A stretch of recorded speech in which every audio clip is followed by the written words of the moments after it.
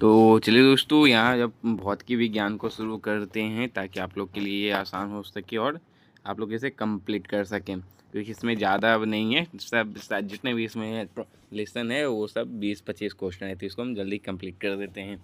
तो चलिए first question यहाँ रहेगा आपका कि एक मिनट। तो वो प्रकाश और प्रकाश की से, ठीक है, तो उत्तल लेंस ये सब है। तो बात है कि किसी उत्तल लेंस के बाईं ओर फोकस पर एक छोटी वस्तु रखे जाने पर निम्नलिखित में से कौन से स्थान पर प्रतिबिंब बनेगा, यहाँ ये बताया जा रहा है। तो यहाँ जो है आपका प्रतिबिंब बनेगा सी लेंस के दाईं ओर अनंत पर बनेगा, ठीक है। और यहाँ देख सकते हैं आप, तो लेंस के दाईं ओर अनंत पर बनेगा उत्तल लेंस द्वारा। यहाँ क्या बोल रहा है कि उत्तल लेंस द्वारा वस्तु की स्थिति का प्रतिबिंब का निर्माण जब किसी वस्तु को उत्तल लेंस के एफ और 2f के मध्य है तो प्रतिबिंब वास्तविक उल्टा एवं बड़ा होता है, और 2f पर है तो प्रतिबिंब वास्तविक उल्टा एवं वस्तु के समान आकार की होती है। यदि 2f से दूर प्रतिबिंब वास्तविक उल्टा एवं छोटा होता है, ठीक है। तो यही बात करें अनंत पर स्थिति वस्तु लेंस के फोकस से पर प्रतिबिंब बनेगी। चलिए यहाँ दूसरा क्वेश्चन आते हैं। यही बात है कि उस परिघटना का नाम बताइए जिसमें प्रकाश के पथ में रखी एक अपारदर्शी वस्तु अत्यंत छोटी हो जाती है और जहां प्रकाश की प्रवृत्ति सरल रेखा में चलने की बजाय उसके चारों ओर मुड़ने होती है। तो ये आपका हो जाएगा प्रकाश का विवर्तन, ठीक है।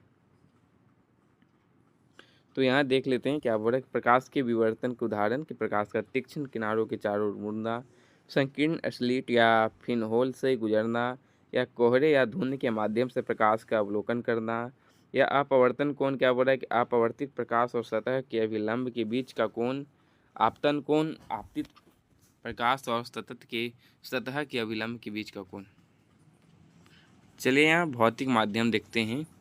भौतिक माध्यम और उनके अपवर्तनांक के संबंध में गलत युग्म की पहचान करना है। तो गलत युग्म की पहचान आपका बेंजीन 2.42 ये आपका हो जाएगा, क्योंकि किसी प्रकाशीय माध्यम का अपवर्तनांक एक आयामहीन संख्या है जो उस माध्यम की प्रकाश को मोड़ने की क्षमता का संकेत देती है।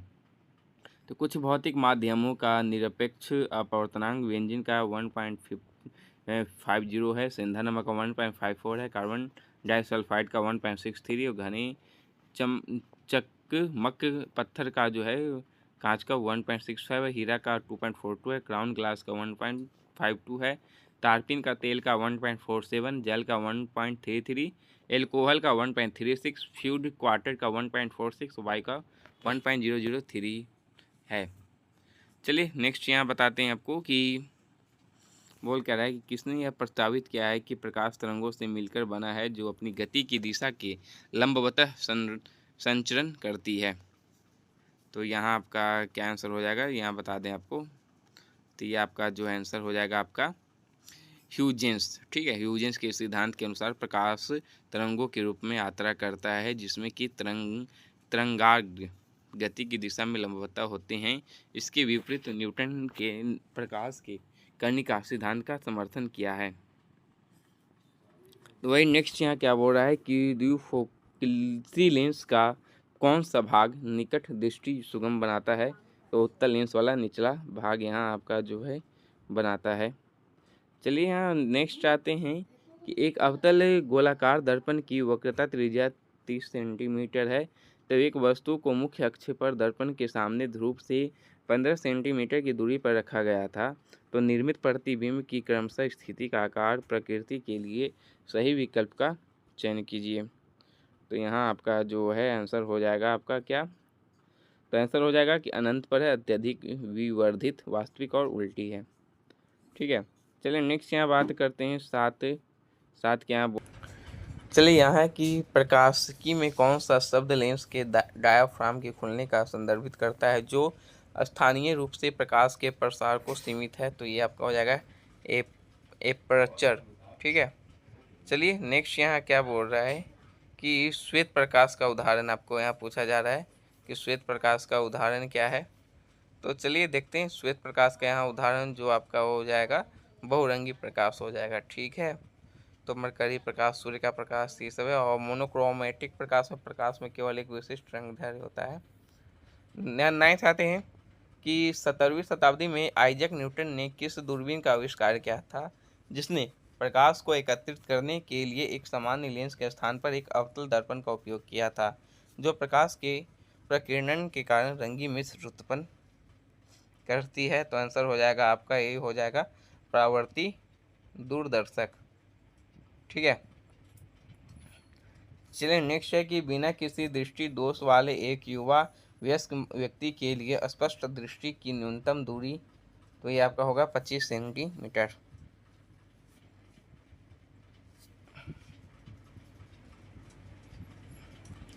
और यहाँ 11 क्या बोल रहा है कि VIBG बोलते हैं विबग्योर के किस रंग के प्रकाश की ऊर्जा न्यूनतम होती है। तो न्यूनतम यहाँ आपका हो जाएगा कौन, तो लास्ट में आपका कौन है, आर। तो आर है तो मतलब रेड है, रेड है मतलब लाल है। ठीक है, और अधिक रहती तो आपका यहाँ भी होता। ठीक है, कौन बोल रहा है, रेड के प्रकाश की ऊर्जा। ठीक है, इसमें प्रकाश के दृश्य रंगों की तुलना में सबसे अधिक तरंग दैर्घ्य और सबसे कम ऊर्जा होती है तरंग दैर्घ्य, जो क्रमिक श्रृंगों या गर्तों के बीच की दूरी है। और बैंगनी रंग की जो है तरंग दैर्घ्य सबसे कम होती है और आवृत्ति यह प्रति सेकंड एक बिंदु से होकर गुजरने वाली तरंगों की संख्या को संदर्भित करती है।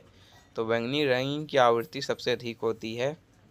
ठीक है, और श्वेत प्रकाश में 7 हैं रंग हैं, बैंगनी, इंडिगो, नीला, हरा, पीला, ये सब है आपके। नेक्स्ट क्या चलते हैं कि जब आप तेज रोशनी वाले कमरे से आते हैं तो आप मंद रोशनी वाले कमरे में वस्तु को क्यों नहीं देख पाते हैं। आप देखते होंगे यदि दोपहर हो गया, धूप में से आते हो तो आप,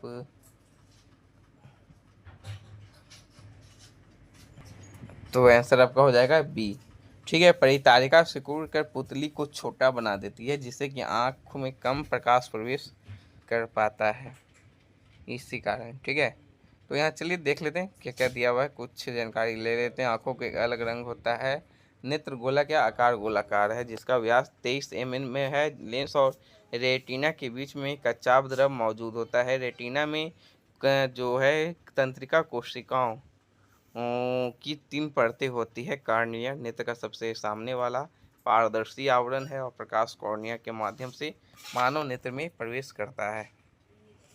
चलिए नेक्स्ट यहाँ बात तेरा क्या बोल रहा है कि G+2.5 डायोप्टर क्षमता वाले उत्तल लेंस की फोकस दूरी क्या होगी। तो ये होगी 40 सेंटीमीटर की होगी। ठीक है, या 14 क्या बोल रहा है कि उत्तल दर्पण जो हो गया आपका द्वारा बनने वाला प्रतिबिंब सदैव कैसा रहता है। तो आभासी और सीधा रहता है।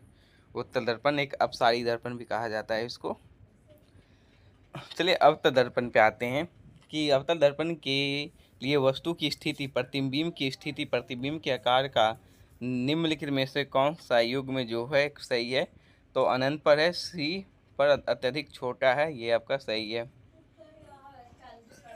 चलिए नेक्स्ट यहाँ बात अब करते हैं कि 16 कि यदि u वस्तु की दूरी भी प्रतिबिंब की दूरी और f गोलीय दर्पण की फोकस दूरी है तो दर्पण सूत्र के लिए निम्नलिखित में से कौन सा सही व्यंजक है। तो हो जाएगा आपका सी, आंसर हो जाएगा 1/v प्लस 1/u बराबर 1/f हो जाएगा। ठीक है, और यहाँ आपको बता दिया गया है कि u के बराबर वस्तु की दूरी, v के बराबर प्रतिबिंब की दूरी और f के बराबर गोलीय दर्पण। श्वेत प्रकाश का उपयोग उसके घटक रंगों में विभक्त होना क्या कहलाता है। तो वर्ण विक्षेपण कहलाता है। अब अपवर्तन क्या है, एक तरंग पुनर्निर्देशन होता है। ये आपको क्या है कि पढ़े होंगे तो बताने की ज़रूरत नहीं है। आपका अपवर्तन। चलिए नेक्स्ट है कि बाथरूम के शीशे, झील और चश्मे की चमक पर प्रतिबिंब किस प्रकार के प्रतिबिंब के कारण जो है, प्रतिबिंब जो है किस प्रकार के प्रतिबिंब के कारण होता है। तो ये आपका नियमित परावर्तन होता है। चलिए नेक्स्ट है आपका 19 क्या है कि सूर्य के प्रकाश की लाल और हरी तरंग दैर्घ्य के अलावा सूर्य के प्रकाश की कौन सी अन्य तरंग दैर्घ्य समुद्र में पानी की अणुओं के द्वारा अवशोषित होती है। तो पीला आंसर यहाँ हो जाएगा। ठीक है, चलिए 22 पर आते हैं, सॉरी 20 पर कि निम्नलिखित में से किस प्रकार के दर्पण में प्रकाश का पार्श्व परिवर्तन होता है, तो समतल दर्पण आंसर है। चलिए यहाँ नेक्स्ट यहाँ बात अब करते हैं।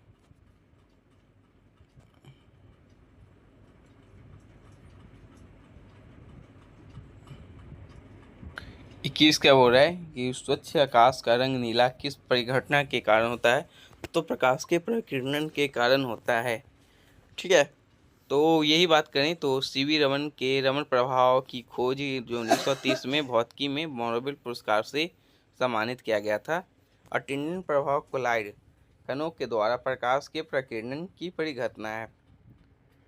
चलिए यहाँ नेक्स्ट क्या बात करते हैं कि एक दूसरे से सममित रूप से 120 डिग्री पर झुके हुए दो दर्पणों द्वारा निर्मित प्रतिबिंबों की कुल संख्या, तो आंसर हो जाएगा 2 हो जाएगा।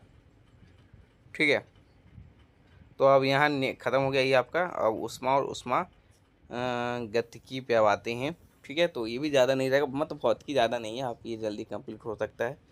तो यह बात करें उष्मा और उष्मा गतिकी पे आ गए तो कैलोरीमीटर एक अच्छी तापीय चालकता वाली पतली शीट से बना एक छोटा सा कंटेनर है, तो ये आंसर हो जाएगा तांबा की पतली शीट से बना एक कंटेनर है। ठीक है, तो वही नेक्स्ट यहाँ बात अब 24 पे करते हैं, जो सीरियल में ये पूछा गया था, तो सीरियल का सिलेबस है तो सही है। तो चलिए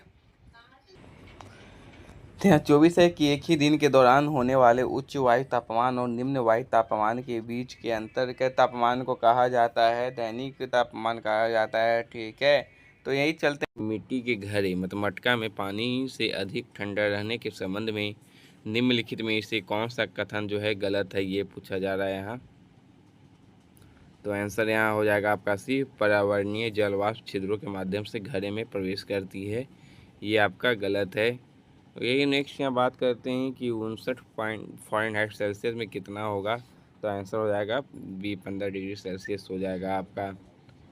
नेक्स्ट 27 क्या बोल रहा है कि वायु की क्षैतिज गति के माध्यम से ऊष्मा के हस्तांतरण को क्या कहा जाता है, तो अभिवहन कहा जाता है। चलिए यहाँ बात करें खाना पकाने की किस विधि में भोजन को ऊष्मा के स्रोत पर धीरे धीरे गर्म किया जाता है और आग के संबंध में भोजन की स्थिति के आधार पर उच्च ताप और वायु संवहन द्वारा पकाया जाता है, तो आंसर हो जाएगा स्पीड रोस्टिंग।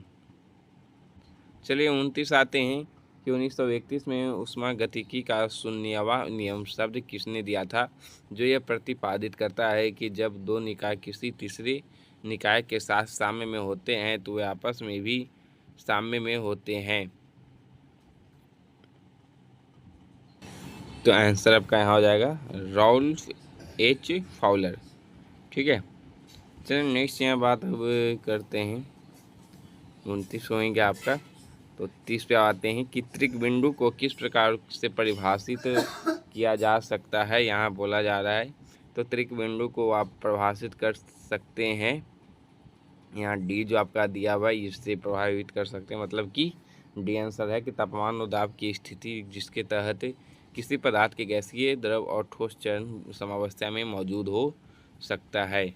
तो पानी का त्रिक बिंदु जो है 273.16 केल्विन है और डिग्री सेल्सियस में 0.01 डिग्री सेल्सियस तथा 32.02 डिग्री फ़ारेनहाइट और 611.7 पास्कल का दाब है। वह 31 में आते हैं कि किस नियम के अनुसार किसी विद्युत धारा द्वारा उत्पन्न ऊष्मा चालक के प्रतिरोध उसमें प्रवाहित धारा के वर्ग और समय के अनुक्रमानुपाती होता है, तो आंसर हो जाएगा यहाँ जूल। ठीक है, चलिए यहाँ 32 पे अब आते हैं। 32 क्या बोल रहा है कि तनन या संपीड़न प्रतिबल को क्या कहा जा सकता है, तो अनुदैर्ध्य प्रतिबल यहाँ इसको आप कह सकते हैं। चलिए नेक्स्ट क्या बात करते हैं। 33 क्या है कि निम्नलिखित में से किन तरीकों के द्वारा ऊष्मा स्थानांतरण के लिए किसी माध्यम की आवश्यकता नहीं होती है, तो यहाँ आंसर क्या हो जाएगा आपका दिखाते हैं। तो आंसर डी है, विकिरण के द्वारा ऊष्मा का हस्तांतरण नहीं होती। फ़ारेनहाइट पैमाने पर भाप बिंदु क्या है, तो फ़ारेनहाइट पैमाने पर भाप बिंदु आपका 212 फ़ारेनहाइट है। ठीक है, चलिए 35 क्या बोल रहा है कि कि इसमें जो है ऊष्मा का एक गर्म पदार्थ से ठंडे पदार्थ में ऊर्जा स्थानांतरण का एक प्रकार है, तो आंसर ऊष्मागतिकी हो जाएगा आपका।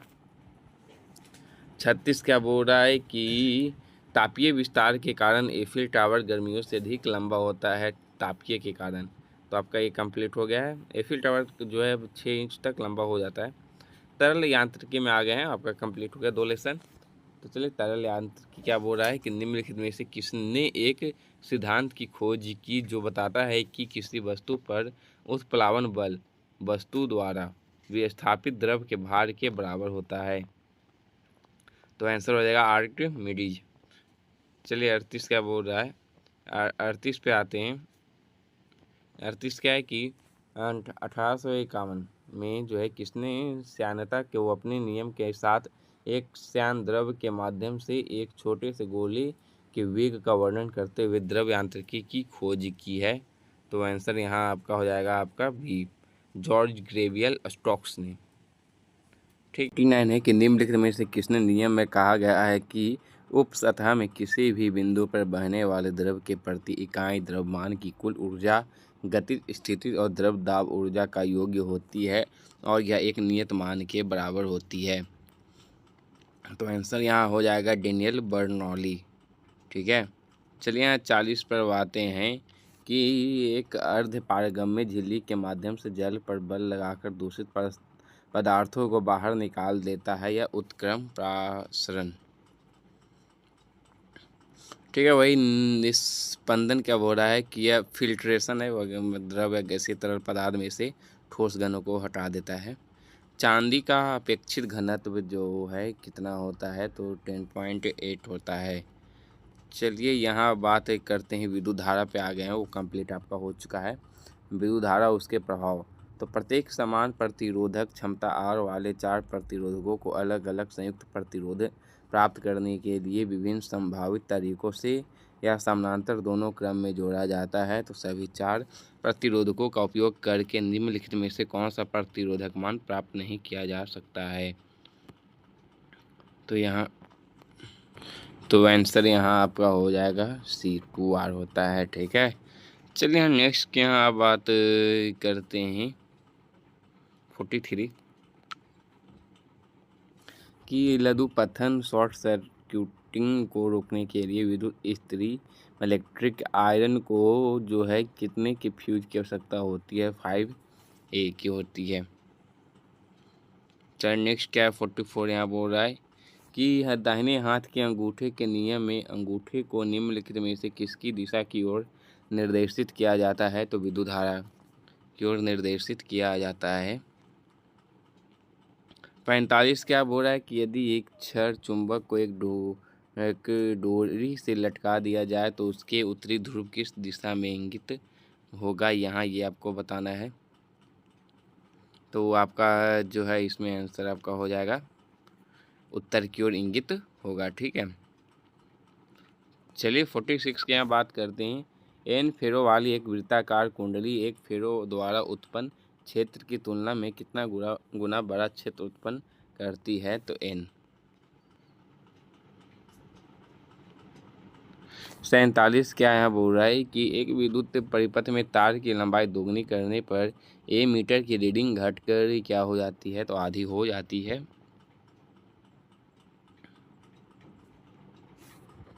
धारावाही तार पर चुंबकीय क्षेत्र बल के कारण सुई विक्षेपण का उपयोग करके धारा प्रवाह को मापने के लिए किस उपकरण का उपयोग किया जाता है, गैल्वेनोमीटर का उपयोग किया जाता है।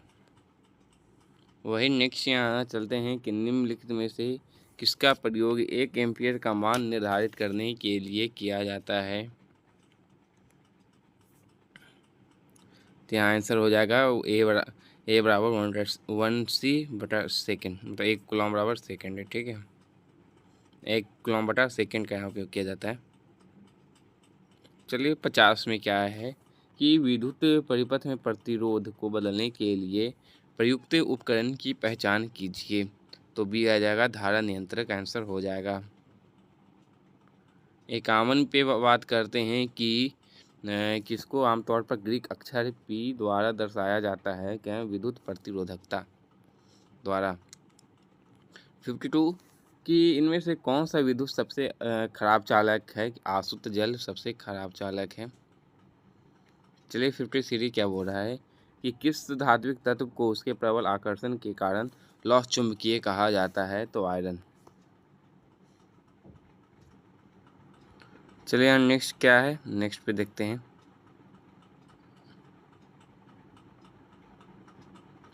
44 है, सॉरी 54 कि पूर्व की ओर प्रज्वलित एक आर्गन धनात्मक आयन चुंबकीय क्षेत्र द्वारा दक्षिण की ओर विक्षेपित हो जाता है तो चुंबकीय क्षेत्र की दिशा आपका ऊपर की ओर रहेगा।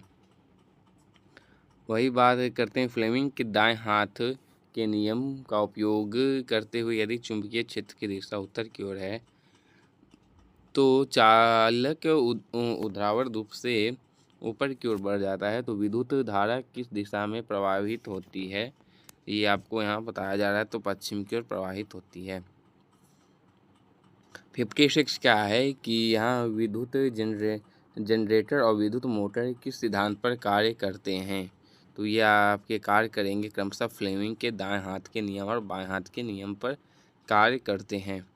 चलिए 57 क्या बोल रहा है कि क्षैतिज रूप से स्थित छड़ चुंबक के चुंबकीय क्षेत्र में उदासीन बिंदु कौन सा होता है? तो वह बिंदु जहाँ चुंबकीय क्षेत्र शून्य होता है। ठीक है, तो ये किताब आप अपने पास रखे रहिएगा, नहीं तो आराम से सुनते रहिए। 58 क्या है, और PDF नहीं तो टेलीग्राम पे मिल जाएगा आपको।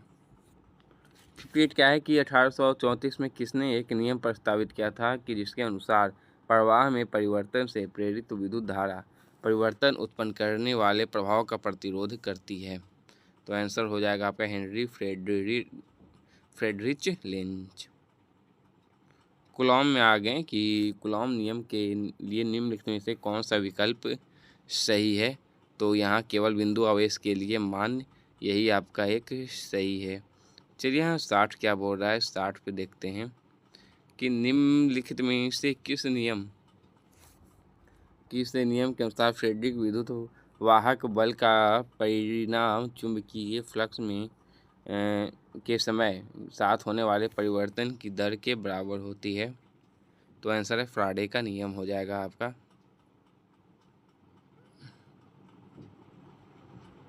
61 पे आते हैं कि निम्नलिखित में से एक कूलॉम ए जो है विद्युत धारा में निहित इलेक्ट्रॉनों की उचित संख्या? तो 6.25 इंटू 10⁻18। 62 क्या है, निम्नलिखित में से किसकी प्रतिरोधकता सबसे अधिक है? तो नाइक्रोम की। यह धारा के प्रवाह का विरोध करने के लिए किसी पदार्थ की प्रतिरोध क्षमता का माप है।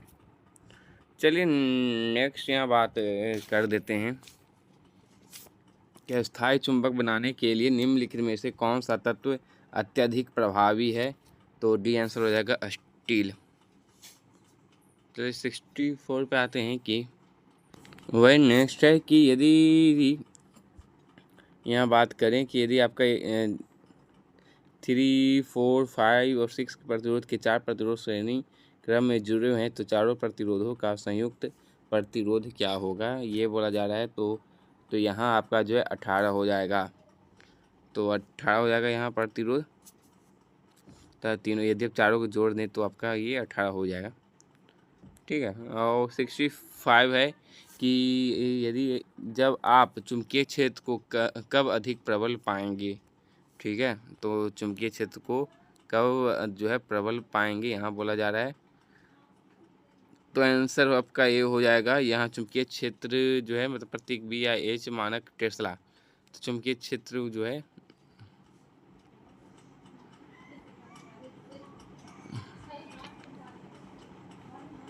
तो जब क्षेत्र की रेखाएं सघन होगी। 1 मिनट। 66 आते हैं। 66 क्या बोल रहा है कि निम्नलिखित में से कौन सा पदार्थ विद्युत का सुचालक है? तो चांदी यहाँ आपका सुचालक है।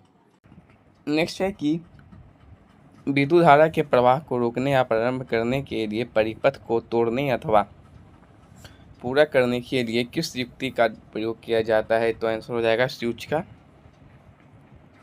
वही 68 में आते हैं कि सही कथन की यहाँ जो है पहचान करनी है आपको कि इसमें सही कथन कौन है। तो सही कथन आपका हो जाएगा तार का प्रतिरोध तार की लंबाई और अनुप्रस्थ काट पर निर्भर करता है, यही आपका सही हो जाएगा। 69 पे आते हैं कि 18 वोल्ट की बैटरी को जलने वाला एक विद्युत बल्ब 3A विद्युत धारा लेता है तो बल्ब का प्रतिरोध क्या होगा। तो 6A आपका हो जाएगा, इसमें 6 प्रतिरोध हो जाएगा। विभव 18 वोल्ट, धारा 3A, ठीक है। तो यहाँ आप देख सकते हैं V का हो गया विभव हो गया, R का प्रतिरोध इंटू I धारा हो जाता है। तो प्रतिरोध बराबर हो जाता है विभव बटा धारा। तो ठीक है, तो 3 बटा आपका 18/3 तो 6 प्रतिरोध। 70 क्या है कि प्रेरित धारा उच्चतम होती है जब कुंडली की गति की दिशा जो है चुंबकीय क्षेत्र के लंबवत होती है। 71 पे आते हैं कि यदि Q शुभ आवेश और T समय है तो निम्नलिखित में से कौन सा समीकरण सही है। तो यहाँ I बराबर बताना Q/T हो जाएगा। 72 यहाँ आते हैं कि किसका नियम बताता है कि विद्युत परिपथ में किसी संधि में प्रवाहित होने वाली धाराओं का योग संधि से निकलने वाली धाराओं के योग के बराबर होता है। तो यहाँ आंसर हो जाएगा आपका डी, गुस्ताव रॉबर्ट किरचॉफ। 73 क्या बोल रहा है कि व्हीटस्टोन ब्रिज प्रतिरोधों की एक व्यवस्था है जिसका उपयोग प्रतिरोध के सटीक मापन के लिए किया जाता है। तो आंसर हो जाएगा 4 प्रतिरोध की व्यवस्था है, ठीक है। चलिए नेक्स्ट यहाँ बात अब करते हैं 74 कि फ्यूज तार के संबंध में निम्नलिखित में से कौन सा कथन सही है। तो आंसर हो जाएगा यहाँ इनमें निम्न गलनांक और उच्च चालकता होती है। 75 की बात करते हैं कि परमाणु तथा अध्रुवीय अणुओं में कोई विधुर घूर्ण क्यों नहीं होता है। तो आंसर हो जाएगा क्योंकि इनका इलेक्ट्रॉनिक आवेश अभिसमित रूप से वितरित होता है। 76 क्या बोल रहा है कि दूरी बढ़ने पर किसी चालक में दी जाने वाली धारा द्वारा उत्पन्न चुंबकीय क्षेत्र क्या होता है। तो यह घटता है। कि 6 विभवांतर वाले दो बिंदुओं के बीच 4C के आवेश को स्थानांतरित करने में क्या किया गया कार्य जो है 24 जूल का है। तो ठीक है, चलिए नेक्स्ट यहाँ आप देखते हैं। अब जल्दी ही कंप्लीट ये होने वाला है आपका। तो यहाँ नेक्स्ट क्या बोल रहा है 78 की इलेक्ट्रॉनिक रूम हीटर में प्रयुक्त तार की कुंडली क्या होती है। तो एलिमेंट ये होती है। और वही बात करें विद्युत सेल के प्रतीक में मोटी छोटी रेखा क्या दर्शाती है, ऋणात्मक टर्मिनल दर्शाती है। और 80 बोल रहा है निम्नलिखित में कौन सा कथन सही है। तो यहाँ जो है आपका सी सही है कि किसी भी बंद सतह के माध्यम से शुद्ध चुंबकीय फ्लक्स शून्य होता है, ये आपका यहाँ सही है। वही 81 में है कि द्विध्रुव का कुल आवेश कितना होता है। तो 0 होता है, ठीक है। तो बल और दाब पे आते हैं। पिंड का त्वरण जो है ज्ञात करना है आपको, जो 2 सेकंड में 5 मीटर पर सेकंड से 10 मीटर पर सेकंड तक त्वरित हो जाती है। तो आपका आंसर यहाँ हो जाएगा 2.5 मीटर पर सेकंड स्क्वायर हो जाएगा। तो त्वरण का सूत्र आपको जो है पता होना चाहिए। त्वरण का सूत्र क्या है तो आप देख सकते हैं। तो त्वरण आपका ये हो जाएगा, त्वरण हो जाता है। भी आपका होता है अंतिम वेग जो होता है वो होता है, और यू होता है आपका शुरुआत वाला वेग, और टी आपका टाइम हो जाता है। तो मतलब कि त्वरण बराबर हो गया अंतिम का वेग माइनस शुरुआत का वेग और टाइम, ठीक है। चलिए यहाँ आप दिखाते हैं आपको नेक्स्ट। जब हो गया तो ये कंप्लीट करनी है। टाइम आपका 2 सेकंड ये बनाया हुआ फार्मूला में है। वो यही नेक्स्ट का क्वेश्चन है कि एक एथलीट द्वारा फेंका गया भाला की गति जो होती है वो वक्रीय होती है। और ऐसा इसलिए क्योंकि भाला गुरुत्वाकर्षण के प्रभाव और छोड़ने के प्रारंभिक कोण के कारण एक वक्र प्रक्षेप पथ का अनुसरण करता है। वक्रीय गति से तात्पर्य एक कण की एक घुमावदार पथ पर गति करने से है। तो आवर्ती गति नियमित अंतराल में दोहराई जाने वाली गति है, और सूर्य के चारों ओर पृथ्वी का घूमना है हो गया आपका ये आवर्ती गति। नेक्स्ट है 84 गति और उनके उदाहरणों के संबंध में गलत युग्म को यहाँ जो है आपको पहचानना है। मैं ये जो गति है उदाहरण सही है कि नहीं ये आपको पहचानना है। तो बोल क्या रहा है कि गलत कौन है, ठीक है। तो स्थानांतरीय गति चट्टान से जो गिर रही है तो स्थान से जाकर नीचे जो लुढ़क रही है ऐसे ऐसे ऐसे, वो आपका हो गया सही है। आवर्त गति तो घड़ी की सुइयाँ आवर्त ऐसे चलती रहती हैं, वो हो गया आवर्त गति आपका हो जाएगा। और दोलन गति मतलब सूर्य की नहीं, ये नहीं होगा। दोलन गति आपका हो जाएगा कि निश्चित बिंदु से आगे पीछे ऐसे ऐसे होते रहता है ना, वो आपका ठीक है। जैसे आप पेंडुलम हो गया, ये हाँ दिया हुआ है, ये सब हो जाएगा। चलिए नेक्स्ट चलते हैं 85 है कि जब किसी वस्तु पर दो बल विपरीत दिशाओं में कार्य करता है तो वो क्या कहलाता है। यहाँ ये बोला जा रहा है तो दो विपरीत है तो वो वस्तु पर कार्य करने वाला शुद्ध बल दो बलों के बीच का अंतर कहलाता है। चलिए यहाँ 86 है, तो वही 86 में आते हैं कि कौन संबंध जो है सही है। तो आपका आंसर ये हो जाएगा, ए हो जाएगा। एफ बराबर एम ए में न्यूटन के दूसरे नियम को जो है एफ बराबर एम ए के रूप में व्यक्त किया जाता है, जिसका अर्थ है कि किसी वस्तु पर कार्य करने वाला बल मतलब बल एफ हो जाएगा, वस्तु के द्रव्यमान मतलब एम और उसके त्वरण ए के गुणनफल के बराबर होता है। तो इसका अर्थ है कि किसी वस्तु का द्रव्यमान जितना अधिक होगा उसे गति देने के लिए उतना ही अधिक बल लगाना होगा, और जितना अधिक बल होगा वस्तु का त्वरण उतना ही अधिक होगा। तो बल का ऐसा मात्रक न्यूटन है। चलिए 87 पे आते हैं। 87 कि कौन सा बल पर लागू नहीं होता है। तो यहाँ ए आंसर हो जाएगा, बल वस्तु के द्रव्यमान को बढ़ा सकता है, ये आपका लागू नहीं होता। बल केवल गति आकार और गति की दिशा बदल सकता है, द्रव्यमान नहीं, ठीक है। 88 पे यहाँ आते हैं। 88 क्या बोल रहा है कि निम्नलिखित में से कौन सा विरामावस्था में जड़त्व का उदाहरण नहीं है। तो जड़त्व का उदाहरण आपका ये आपका तो है अचानक आना, ये सब न्यूटन की गति आपको पता ही, किसी वाहन अचानक ब्रेक लगाना, ये शायद नहीं होगा, डी नहीं है आपका, ठीक है। न्यूटन का गति का पहला नियम जिसे जड़त्व का नियम भी कहते हैं, और जब तक कोई वस्तु किसी बाहरी का बल द्वारा प्रभावित न हो तब तक स्थिर का एक समान गति में रहेगी। जड़त्व शरीर की अपनी अवस्था में होने पर परिवर्तन में प्रतिरोध है। विश्राम का जड़त्व का अर्थ है कि एक स्थिर वस्तु तब तक स्थिर रहती है जब तक कि उस पर कोई बाहरी बल न कार्य करे, ठीक है। तो वही आपका, और उसमें क्या था कि अवस्था विराम में थी डी में, इसलिए वो नहीं था आंसर। 89 आते हैं।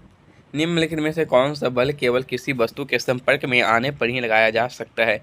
वस्तु के संपर्क पर ही आने में लगाया जा सकता है, यहाँ ये बोला जा रहा है। तो आंसर यहाँ हो जाएगा, घर्षण बल को दो सतहों के बीच में उत्पन्न बल के रूप में परिभाषित किया जाता है जो एक दूसरे के संपर्क में, मतलब ये आपका घर्षण बल हो जाएगा। सीधी सड़क पर 10 किलोमीटर पर घंटा की चाल से गति करती हुई एक बस 2 मिनट में अपनी चाल 70 किलोमीटर पर घंटा के तक बढ़ा देती है। तो बस का औसत त्वरण जो है आपको यहाँ बताना है। तो त्वरण का आपको फार्मूला आपको बताए थे, आपको शायद याद हो या न हो, लेकिन अब हम बताते हैं ज़रूर है। तो आंसर यहाँ हो जाएगा 0.5 किलोमीटर पर घंटे। तो त्वरण का क्या था, चलिए दिखाते हैं।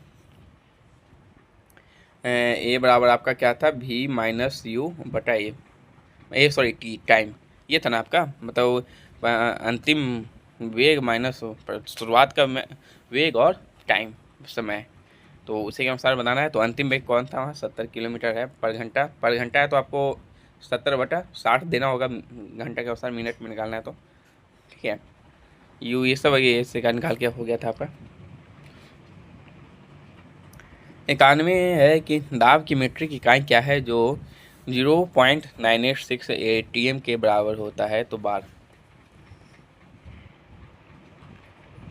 92 कि एक आनंद दल पर वस्तुओं की गति का अवलोकन करके किसने यह निष्कर्ष निकाला कि जब वस्तुओं पर कोई बल कार्य नहीं करता है तो वस्तुएं नियमित गति से गतिमान रहती है। तो गैलीलियो ने। चलिए नेक्स्ट यहाँ है CPU के में पूछा गया है कि किसी वस्तु को किसी अक्ष के परिध घुमाने वाले बल के माप को आप जो है क्या कहेंगे। तो जिसका आंसर आपका हो जाएगा बलाघूर्ण कहेंगे। यहीं नेक्स्ट है कि एक छोटी अवधि के दौरान किसी पिंड पर लगने वाले बल को किस रूप में जाना जाता है? आवेग के रूप में जाना जाता है। पृष्ठनाव सब क्या बोलना।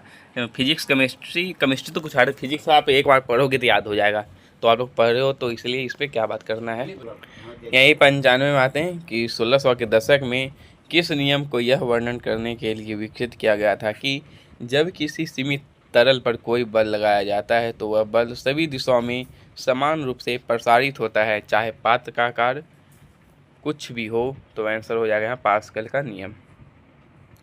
चलिए 96 पे आते हैं कि पोस्ट टेंशनिंग की उपयुक्तता के लिए अच्छी क्या होती है। तो ये लॉन्ग स्पैम जो है अच्छी होती है। तो पोस्ट टेंशनिंग कंक्रीट को मजबूत करने के लिए एक तकनीक है जिसमें कंक्रीट डालने से पहले प्लास्टिक नलिकाओं को अंदर प्रीस्ट्रेसिंग स्टील केबल को फॉर्म में रखा जाता है। 97 पे आते हैं कि उस विकल्प का चयन करना है आपको कि जो ए और आर मतलब दोनों सही है कि नहीं ये बताना है।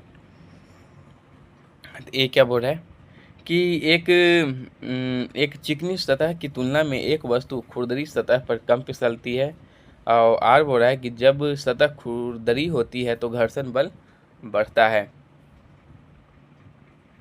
तो यहाँ आंसर आपका बता दें तो आंसर आपका जो है वहाँ हो जाएगा डी। कथन ए और आर जो है दोनों सत्य है। ठीक है।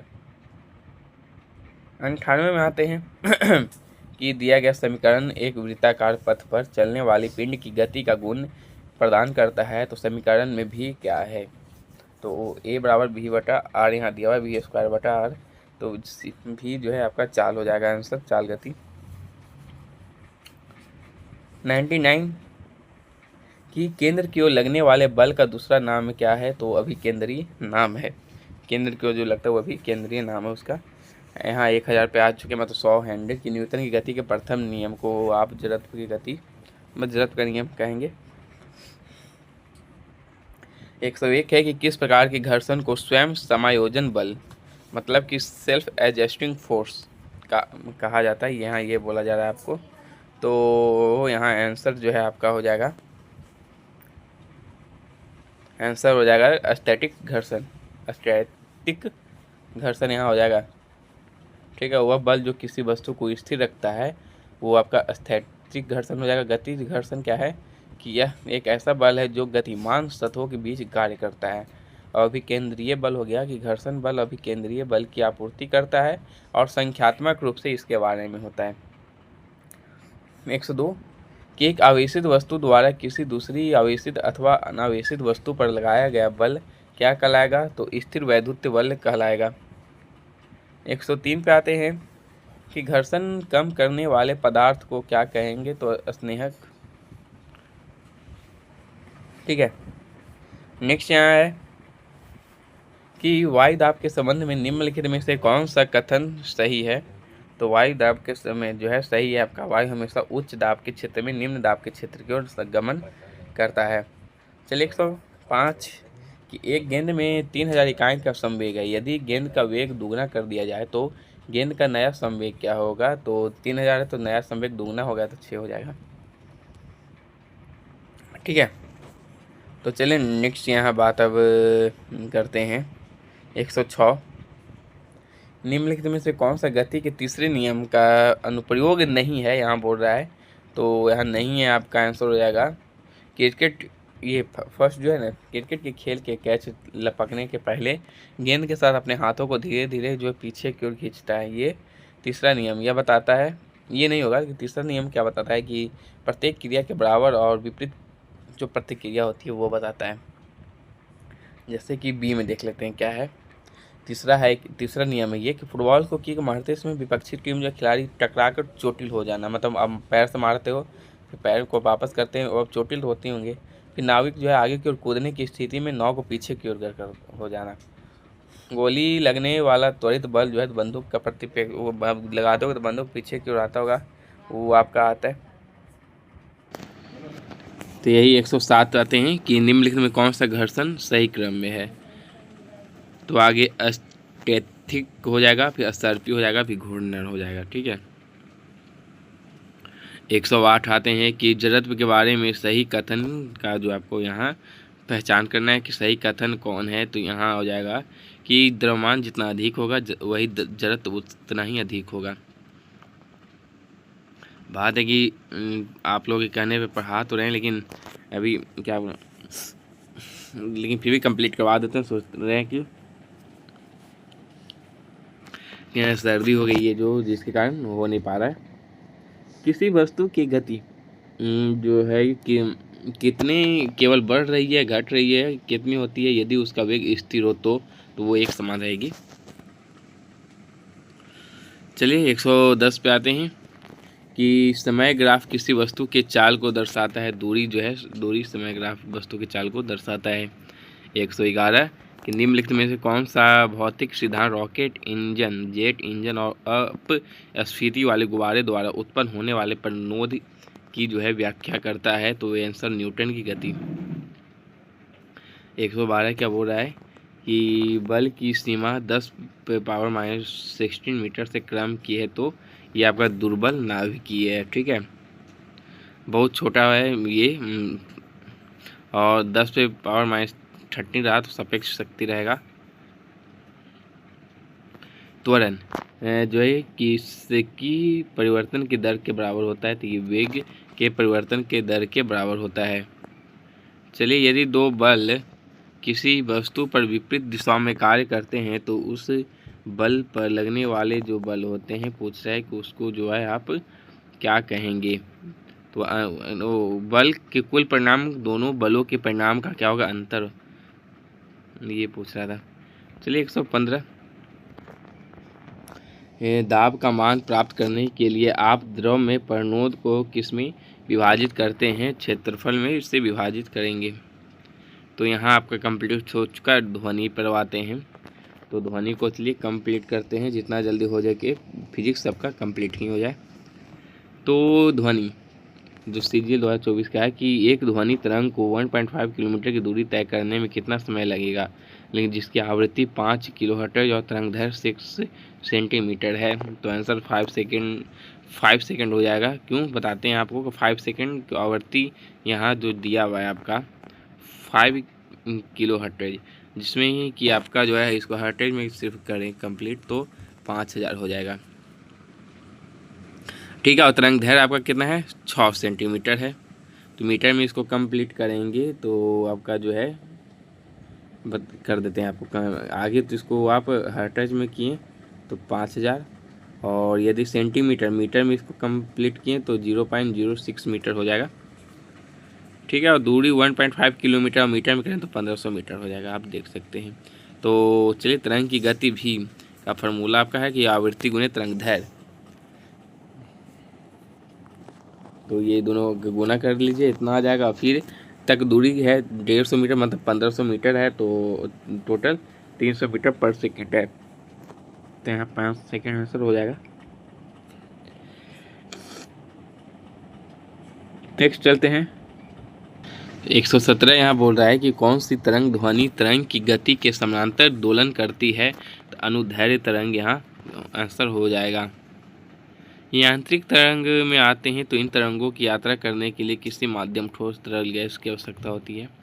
18 क्या बोल रहा है कि निम्नलिखित में से विकल्पों में से कौन सा प्रतिध्वनि उत्पन्न करता है। यहाँ बोल रहा है कि प्रतिध्वनि उत्पन्न जो करता है, आंसर यहाँ आपका हो जाएगा कि जब ध्वनि परावर्तित होता है ना, तब प्रतिध्वनि उत्पन्न होता है। 119 है कि निम्नलिखित में से किस पदार्थ में ध्वनि की गति सबसे अधिक होती है। तो सबसे अधिक आपका एल्युमिनियम में रहेगा। अब देख सकते हैं ध्वनि की गति तो किसमें कितना है, यहाँ ये दिया हुआ है। जैसे कि 25 डिग्री सेंटीग्रेड विभिन्न माध्यमों में ध्वनि की गति मीटर पर सेकंड में, तो एल्युमिनियम में 6420 मीटर पर सेकंड है। निकल का 6040 है। वही स्टील का 5960 है मीटर पर सेकंड। लोहा का 5950 मीटर पर सेकंड। पीतल का हो जाएगा 4700। तो सबसे ज़्यादा एल्युमिनियम का है। चलिए नेक्स्ट क्या करते हैं। तो यही 120 है कि ध्वनि के संदर्भ में निम्नलिखित में से कौन सा सही नहीं है। तो आपका सब सही है। मानव वाक भी सही है। आवर्ती ये आपका सही नहीं है। निर्वात में संचालित होती है, ये आपका सही नहीं। यांत्रिक तरंग है वो। चलिए 121, ध्वनि की प्रबलता ध्वनि उत्पन्न करने वाले कंपन के आयाम के जो है ये वर्ग के समानुपाती होते हैं। 22 है कि ध्वनि तरंगों के उत्पादन और संचरण के अध्ययन को क्या कहा जाता है? अकॉस्टिक्स कहा जाता है। चलिए नेक्स्ट चलते हैं। 123 कि यदि कोई वस्तु प्रति सेकंड 10 दोलनों का निष्पादन करती है तो किलो हर्ट्ज में इसकी आवृत्ति किसके बराबर होगी? तो 0.01 के बराबर होती है। गड़गड़ाहट की आवाज़ प्रकाश की चमक दिखाई देने की तुलना में बहुत बाद में सुनाई देती है, यह क्या दिखाता है? तो आंसर यहाँ हो जाएगा ध्वनि की गति प्रकाश की गति से बहुत कम होती है, ये दिखाई देता है। गुरुत्वाकर्षण से शुरू करते हैं, ठीक है। तो ये गुरुत्वाकर्षण से है और ये आपका CGL MTS में पूछा है। फर्स्ट है कि 1 kg और 2 kg के दो पिंड 3.2 मीटर की ऊंचाई से गिराए जाते हैं तो ज़मीन को छूने से ठीक पहले उनके सापेक्ष वेग ज्ञात करना है आपको। माना कि गुरुत्वीय त्वरण जो आपका है 10 मीटर पर सेकेंड स्क्वायर का है, ठीक है। तो ये आपको यहाँ बताना है। तो यहाँ kg के अनुसार आपको देखना है, तो आंसर यहाँ बता दें आपका। तो आंसर क्या होगा वो भी बताएंगे, लेकिन 10 kg 2 kg 3.2 मीटर, तो यहाँ 8 मीटर आपका पर सेकेंड स्क्वायर हो जाएगा, सॉरी 8 मीटर पर सेकेंड हो जाएगा,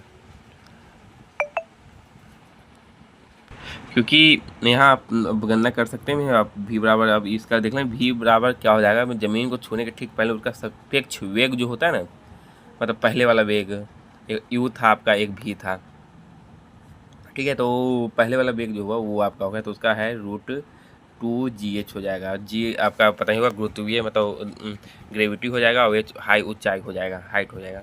तो बस उसी का आपको कर देना है, 8 मीटर पर सेकेंड हो जाएगा। 26 क्या बोल रहा है कि सार्वत्रिक गुरुत्वाकर्षण नियम का कथन पहचान करना है, तो ए में क्या है, यह बल है। चलिए ऑप्शन के अनुसार देखते हैं, आपको आंसर लगाते हैं। तो यहाँ दूसरा आपका बोल रहा है कि यह तारों और पृथ्वी के कारण ज्वार भाटा उत्पन्न करने वाला बल है। यहाँ यही आंसर आपका जो है गलत है।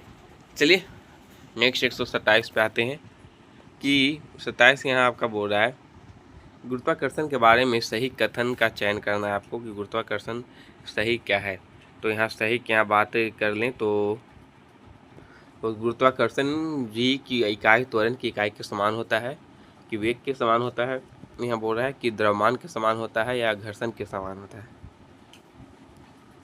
तो आंसर यहाँ ये हो जाएगा, त्वरण के समान होता है गुरुत्वाकर्षण। 128 पे आ गया कि सूत्र बताना है T²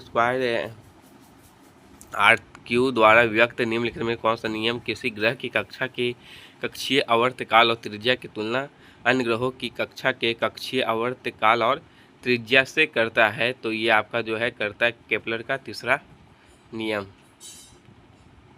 चलिए वही नेक्स्ट 129 है कि निम्नलिखित में से किसने सबसे पहले यह निष्कर्ष निकाला कि निर्वात में सभी वस्तुएं समान त्वरण जी से गिरती है और समान समय समय पर भूमि पर पहुंचती है। तो ये आपका गैलीलियो ने, ठीक है। आधुनिक भौतिक विज्ञान के जो है पद्धति के जनक भी कहते हैं इनको। गुरुत्वाकर्षण तरंगों का पता लगाने के लिए पहली बार किस यंत्र का प्रयोग किया गया है? तो LIGO का प्रयोग किया गया है। LIGO का मतलब हो गया laser interferometer gravitational wave observatory, ठीक है। चलिए कार्य और ऊर्जा पर आते हैं। ज़्यादा नहीं है, इस सब का क्वेश्चन आता नहीं है फिजिक्स में, लेकिन एक दो आ गया तो फिर ये कि सही होना चाहिए, और इसका कोई आसान क्वेश्चन है नहीं। ऐसे कोई भी आसान क्वेश्चन पूछा नहीं है कि रेलवे सब जैसा या फिर और ग्रुप डी जैसा कि क्वेश्चन 1 हो जाना चाहिए कि हॉर्स पावर क्या है। कई क्वेश्चन आपको बस इसी में गुजार देते कि हॉर्स पावर क्या है, और नहीं तो उसकी शक्ति कितनी होती है, यही सब गुजार देता है। लेकिन इसमें क्या है, क्वेश्चन आप देख लें, अंदर से खोद के निकालता है ये। कि लोग गलत करें तो करें ज़रूर, बाद में पछताएं कि अरे यार पढ़ लिए थे। तो हॉर्स पावर शब्द इंजन द्वारा उत्पादित शक्ति को दर्शाता है। इस शब्द का सबसे पहले जो उपयोग जेम्स वाट ने किया है। ऐसे लिख देता है, कहीं कहीं इंजन का उपयोग तो हो जाता है, लेकिन घुमाने का काम था, ये घुमाना बहुत ज़रूरी है एसएससी को। और 746 वाट के बराबर होते हैं। 2 किलोग्राम द्रव्यमान की कोई वस्तु को 10 मीटर की ऊंचाई से गिराया जाए तो 5 मीटर की ऊंचाई पर उसकी स्थितिज ऊर्जा और गतिज ऊर्जा का अनुपात क्या हो जाएगा। तो यहाँ आपको अब बता दें तो अनुपात उसका जो है हो जाएगा 1:1, 1:1 हो जाएगा, पॉइंट नहीं है, सॉरी। तो यहाँ आपको जो है आप निकालना है, देख सकते हो।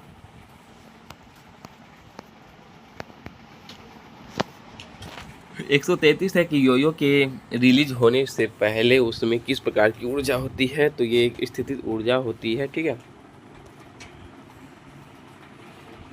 यहाँ आपको मिलान करना है कि कौन जो है स्थितिज ऊर्जा है, कौन आपका गतिज ऊर्जा है, यही सब आपको जो है इसमें यहाँ मिलान करना है, ठीक है। चलिए मिलान करते हैं। स्थितिज ऊर्जा है आपका कौन है, तो डीजल जनित पनबिजली संयंत्र। इसमें आपका ऑप्शन के अनुसार भी देख सकते हैं, लेकिन इसमें हमको बताते हैं। तो स्थितिज ऊर्जा आपका हो जाएगा, पवन चक्की तो नहीं होगा, पवन चक्की नहीं, गतिज स्थिति आपका पनबिजली संयंत्र हो जाएगा, ठीक है। और रासायनिक ऊर्जा आपका डीजल हो जाएगा। मतलब कि ए का 3 और बी का 4 आपका आंसर जिसमें आए आप वो समझ जाए कि वही होगा, जिसमें कि डी आंसर यहाँ आ रहा है आपका, ठीक है ना। हाँ ठीक है, तो अब मिला लेते हैं, डी आंसर है तो सही है सब। और वही बता दें कि गतिज ऊर्जा का हो जाएगा आपका पवन चक्की हो जाएगा, विकिरण का ऊर्जा हो जाएगा, और क्या डी का 1 हो जाएगा। मिलाने में क्या है, गिरते नारियल की यहाँ बात करें तो ये सब बताना क्या है। ऊपर से गिर रहा है, 13 गतिज ऊर्जा में आएगा। एक ऊपर अभी आराम कर रहा था, तुरंत गिर रहा है, तो वो आपका गतिज ऊर्जा हो जाएगा। 136 पे आते हैं कि 25 डिग्री सेंटीग्रेड की तापमान पर एक आदर्श गैस के एसआई इकाई की प्रति अणु औसत गतिज ऊर्जा क्या होगी। तो ये हो जाएगी आपका 6.70 इंटू 10⁻21 जूल। चलिए यहाँ नेक्स्ट यहाँ बात करते हैं आप 137 कि यदि एक ईंट पर 7 N बल लगाया जाए तो वह 5 मीटर तक गति करती है, तो क्या कार्य कितना होगा। तो ये आपका हो जाएगा 7×5 = 35। तो आंसर हो जाएगा आपका 35 जूल। ये सब इंटू गुना करना, ज़्यादा कुछ था नहीं। बैटरी किस प्रकार की ऊर्जा का रूपांतरण है। तो बैटरी आपका अगर रासायनिक से विद्युत में देता है आधा, तो आप मन में ही ये ऊर्जा आप मन में ही सोच लेंगे तो हो जाएगा, रीजनिंग की तरह है ऊर्जा बोलना है। तो किसी वस्तु को ऊपर नीचे होना, सेना की परेड और किसी भी भारी वस्तु का मुक्त रूप से गिरना, ये सभी किस गति के कारण होता है। तो ऊपर ये ऋजु रेखीय गति के कारण होता है। नेक्स्ट है कि दो बिंदुओं के बीच विभवांतर ज्ञात करने के लिए सही सूत्र क्या है। तो दो बिंदुओं के बीच विभवांतर ज्ञात करना है तो आपका हो जाएगा V/W/Q हो जाएगा, जिसमें कि आपका यहाँ Q जो है एक इकाई आवेश है, मतलब जो एक बिंदु से दूसरे बिंदु तक ले जाने का जो है काम करता है। अब V आपका जो हो गया आपका वही जो निकालना है आपका विभव बोल देते हैं इसको, हो जाएगा। और W जो हो गया बाह्य कारक हो जाएगा, बाहर का कार्य जो करता है। हाइड्रो इलेक्ट्रिक पावर स्टेशन पानी के बल पर उपयोग करके विद्युत उत्पन्न करते हैं जो टरबाइनों में गिरती है और सॉफ्ट को घुमाती है। टरबाइन के सॉफ्ट के घुमाकर पानी की स्थितिज ऊर्जा को किस ऊर्जा में वो परिवर्तित करती है। तो गतिज ऊर्जा में परिवर्तित कर देती है। चलिए यहाँ अब तरंग में आते हैं। आपका कार्यबल भी कंप्लीट हो चुका है, तरंग को यहाँ कंप्लीट अब करते हैं। फिर इसके बाद आपका जो है पॉलिटी तो हो चुका है, ज्योग्राफी हिस्ट्री एक बचा हुआ है, और फिर आपका साइंस ये सब बचा हुआ है। जाते हैं तरंग। 0.04 सेकेंड का आवर्तकाल, ये 0.0 सेकेंड का आवर्तकाल तरंग की आवृत्ति निकालना है। तो आपको ये बोलने की ज़रूरत नहीं है, वो 25 हर्ट्ज हो जाएगा।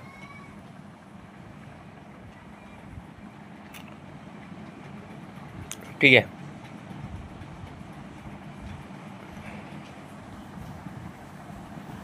दृश्य प्रकाश की तरंग दैर्घ्य पारस कितनी होती है। तो वो है दृश्य तरंग की पारस 0.4 से 0.7 पारस तक होती है। प्रकाश विद्युत प्रभाव प्रकाश की किस प्रकृति को दर्शाता है। कनिए प्रकृति को ये दर्शाता है। चलिए नेक्स्ट क्या 145, निम्नलिखित में से कौन वैज्ञानिक जो है 1890 के दशक में कई किलोमीटर की दूरी तक संकेतों को प्रसारित करने के लिए रेडियो तरंगों का इस्तेमाल किया है? तो मार्कोनी ने किया है, ये खूब चला था। और बता दें मार्कोनी को नोबेल पुरस्कार भी मिला, 1909 में मिला था। 146 है कि वे वस्तुएं जो एक निश्चित समय अंतराल के पश्चात अपनी गति को दोहराती है क्या कहलाती है? तो दोहराने वाला काम आवर्ती गति कहलाती है। 47 क्या बोल रहा है, निम्नलिखित में से कौन सी भूकंपीय तरंगे पृष्ठ तरंगे है? तो एल तरंगे आपका हो जाएगा, एल तरंगे आपका पृष्ठ तरंगे। एस तरंग पी तरंग से लगभग 1.7 गुना धीमी होती है। एल तरंगों की तरंगदैर्घ्य लंबी होती है और भूकंप से अधिकांश संरचनात्मक क्षति होती है। ठीक है। ऑस्ट्रेलिया के वैज्ञानिक क्रिश्चियन ड्रॉपलर द्वारा ड्रॉपलर प्रभाव की खोज किस वर्ष की गई थी? जो एक पर्यवेक्षक के संदर्भ में एक गतिमान स्रोत द्वारा उत्पन्न किसी भी प्रकार की ध्वनि या प्रकाश तरंग की आवृत्ति में परिवर्तन का वर्णन करता है। 1842 में। चलिए यहाँ निकालना आपको कि आरोही क्रम में बताना है, विकिरणों के सही क्रम को आरोही क्रम में बताना है। ठीक है, तो आरोही क्रम में आपको बताना है। तो आगे एक्स, यहाँ एक ही को दिया हुआ है, एक्स किरणें है, ज़बरदस्त है। अब है नहीं तो यही हो जाएगा, एक्स किरणें अवरक्त तो सूक्ष्म तरंगे और रेडियो तरंगे। एक्स किरणें दे दिया तो कोई इसको फिर हरा ही नहीं सकता है। और गामा किरणें में सबसे छोटी तरंगदैर्घ्य उच्चतम आवृत्ति है। रेडियो तरंगे सबसे लंबी तरंगदैर्घ्य और सबसे कम आवृत्ति है। ठीक है, तो यह रेडियो तरंगे की लंबी तरंगदैर्घ्य है लेकिन आवृत्ति बहुत कम है। तो एक्स किरणें यहाँ आपका जो है दिया हुआ है वो आपका लंबी, सबसे ज़्यादा आवृत्ति रहेगा उसका, लेकिन कम रहेगा वो। चलिए नेक्स्ट करते हैं। बताना है कि किस प्रकार की विकिरण लगभग 3000 GHz जेड से 3 हर्ट्ज की आवृत्ति वाले समतुल्य लगभग 1 mm से 100 किलोमीटर तक की तरंगदैर्घ्य को वाले विद्युत चुंबकीय स्पेक्ट्रम के एक भाग को निर्दिष्ट करता है? तो ये रेडियो तरंगे। वही बात ये करते हैं कि विद्युत चुंबकीय वर्णक्रम प्रकाश की संपूर्ण श्रृंखला का वर्णन करता है, जिसमें कि आमतौर पर तरंगदैर्घ्य के क्षेत्रों में ऊर्जा और आवृत्ति में वृद्धि के क्रम में विभाजित किया जाता है। तो ये 7 जो है आपका रहता है प्रकाश।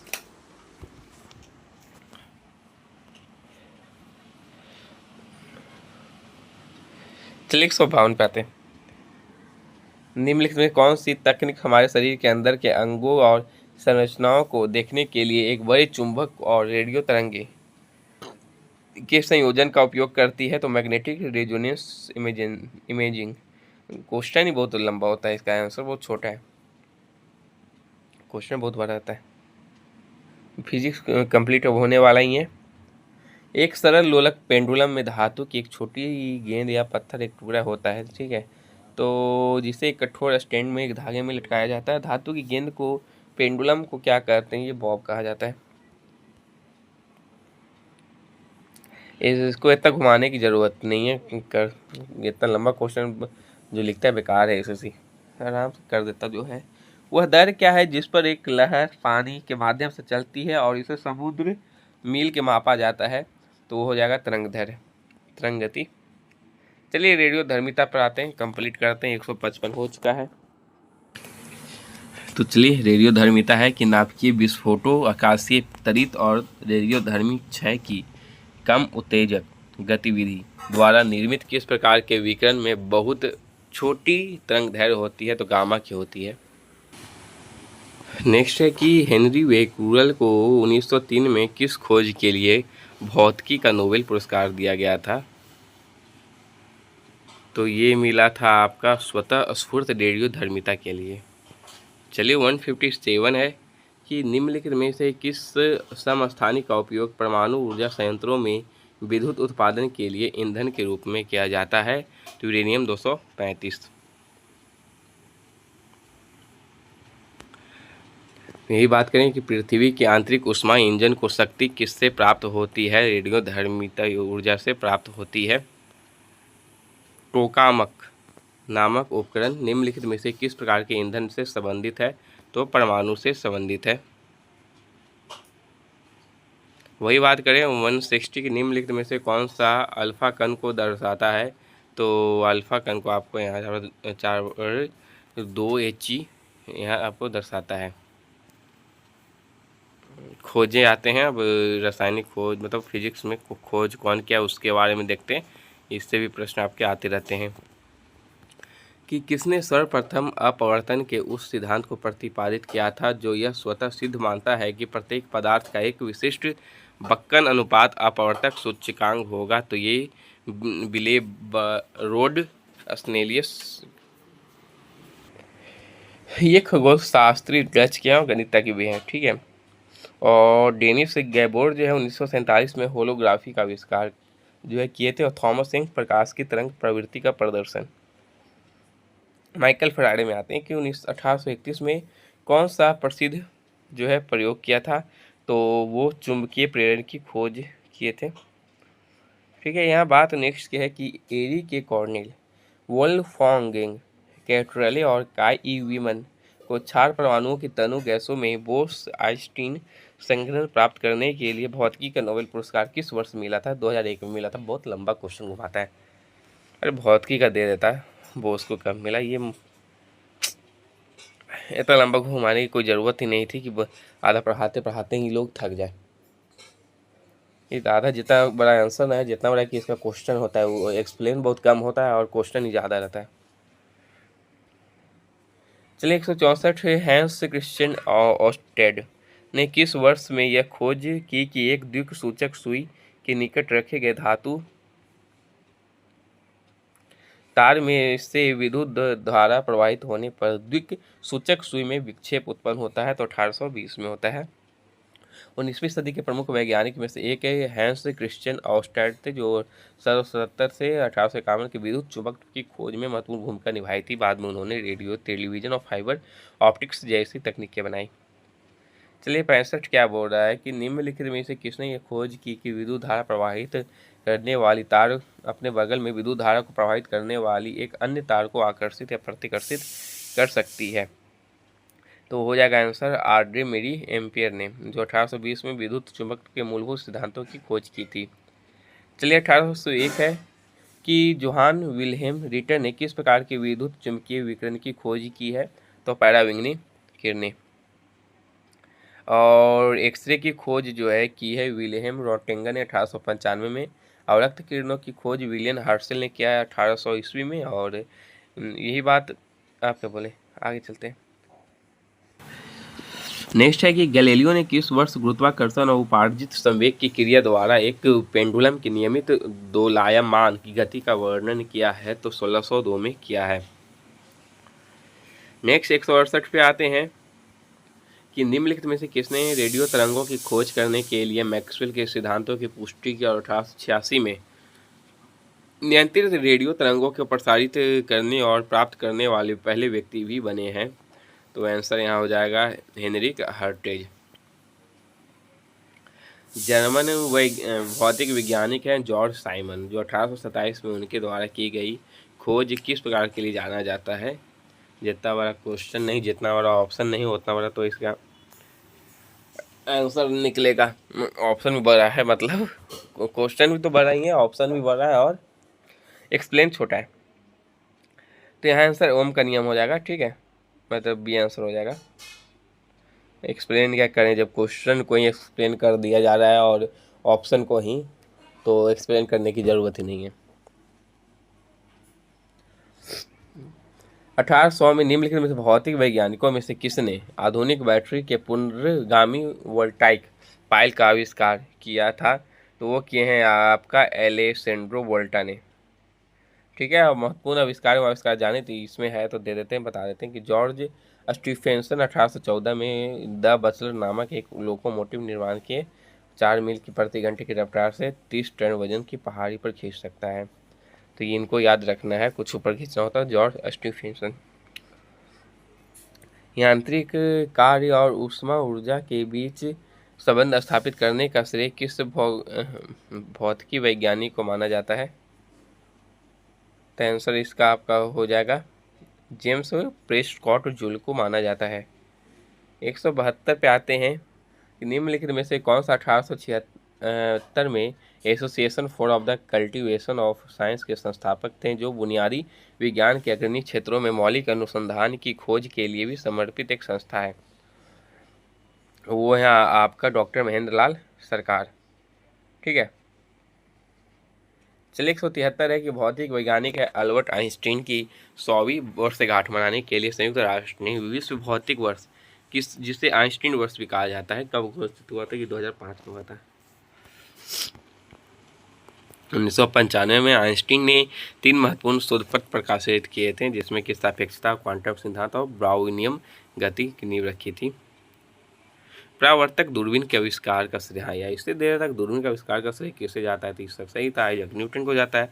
और लंबा लिखेगा कि 1668 में परावर्तक दूरबीन का आविष्कार करने वाले को नोबेल पुरस्कार मिला था। ये अरे यार इतना लंबा क्या करने की ज़रूरत है, तो किनको मिला लास्ट में कर देगा, पगला देता है। लिख दो क्वेश्चन इतना क्यों, बस हो गया काफ़ी है। जो पूछना वो उसी पे फोकस करना चाहिए। मैं जो क्वेश्चन है आपका इतना लंबा खींच के तो क्या होता है।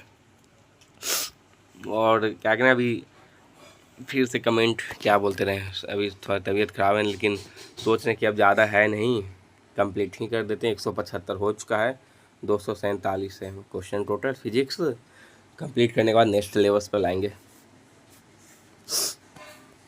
तो यहाँ 175 क्या बोल रहा है कि कौन सा भौतिक वैज्ञानिक विद्युत चुम्बकीय तरंगों को उत्पन्न करने और उनके अस्तित्व की पुष्टि करने के लिए अपने प्रयोगों के लिए जाना जाता है, तो ये जानते हैं हेनरी रुडोल्फ हर्ट्ज को।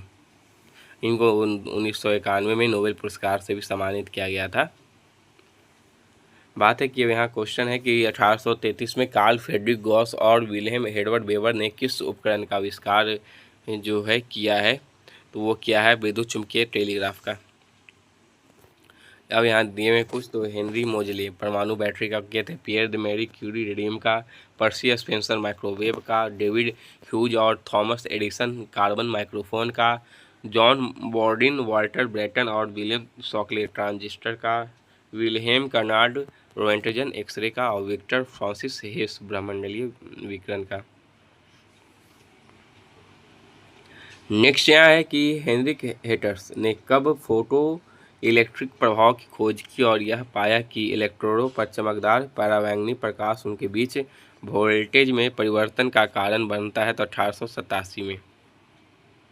ठीक है, तो चलिए नेक्स्ट यहाँ दिखाते हैं। क्वेश्चन है कि निम्नलिखित में से किसने अश्व शक्ति की एक इकाई स्थापित की जो एक घोड़े के द्वारा 1 मिनट में 33 फुट फाउंड करने का पावर है, तो आंसर यहाँ आपका हो जाएगा जेम्स वॉट। नेक्स्ट यहाँ बात अब करते हैं, इनका वाट बता दें। 1 HP बराबर होता है 746 वाट। ये पूछ देता है रेलवे में, ग्रुप डी एग्जाम में पूछेगा, रेलवे एनटीपीसी में पूछेगा। एसएससी इतना इजी नहीं पूछेगा, तो इतना हल्का एसएससी पूछ दिया तो एसएससी एग्जाम ही नहीं है। जब एमटीएस को घुमा देता है तो ये क्या है। किस भौतिक वैज्ञानिक को यह पता लगाने के लिए जाना जाता है कि किसी भी आवृत्ति तरंग की भारित आवृत्ति की अनंत संख्या अर्थात जिया और कोज्या तरंगों के योग के रूप में व्यक्त किया जाता है, तो हो जाएगा ये आपका जीन बॉप्टिस्ट जोसेफ फूरिये, जिनको भौतिक में 1929 में नोबेल पुरस्कार से भी सम्मानित किया गया है उनको।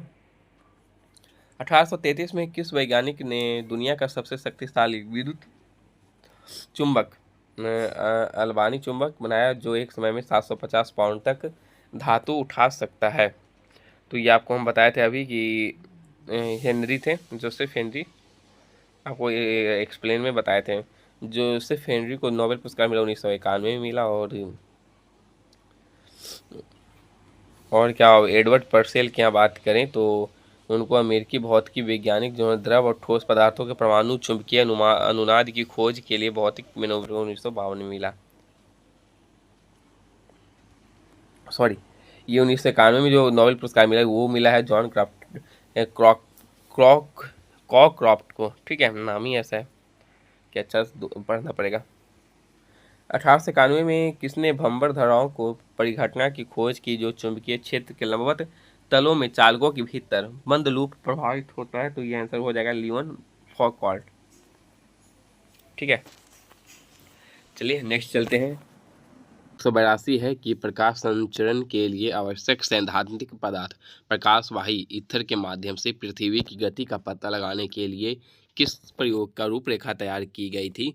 तो आंसर यहाँ हो जाएगा आपका माइकलसन और मोर्ले प्रयोग। ठीक है, 183 पे यहाँ करते हैं बात की भौतिक विदों और उनके प्रमुख योगदानों खोजों के संबंध में निम्नलिखित में से कौन सा युग में यहाँ गलत है, ये बता रहा है आपका। तो आंसर हो जाएगा पॉल डिराक एंड तरल हीलियम जो है ये आपका गलत है।